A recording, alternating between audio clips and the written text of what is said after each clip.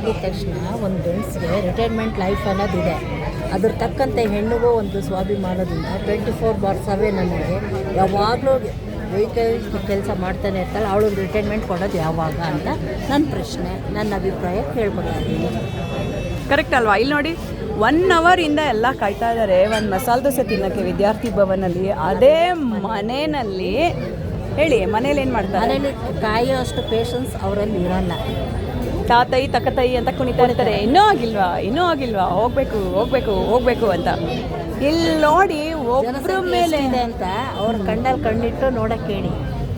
ಎಷ್ಟು ಜನ 2:15 ಓಪನ್ ಆಗುತ್ತೆ, ಆದರೂ ಹೊರಗಡೆಗೆ ನಿಂತ್ಕೊಂಡು ಕಾಯ್ಕೊಂಡು ಫ್ಯಾಮಿಲೀಸ್ ಜೊತೆನಲ್ಲಿ ಇರ್ತಾರೆ.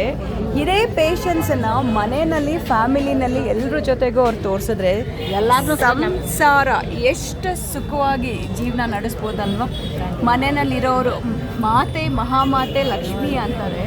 ಅದೇ ಆ ಲಕ್ಷ್ಮಿಯವ್ರಿಗೆ ಬೆಲೆ ಕೊಡ್ತಾರ? ಲಕ್ಷ್ಮೀ ಪೂಜೆಗೆ ಎಲ್ಲ ತಗೊಂಬಂದಿರ್ತಾರೆ, ರಂಗೋಲಿ ಲಕ್ಷ್ಮಿ ಅದೇ ಭಕ್ತಿ ಒಂದು ತಗೊಳ್ತಾರೆ ದೇವರು.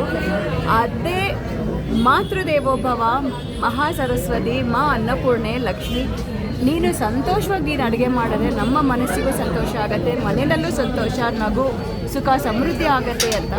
ಇದನ್ನು ಎಲ್ಲರೂ ಅಳವಡಿಸ್ಕೊಳ್ಬೇಕಲ್ವಾ? ಖಂಡಿತ.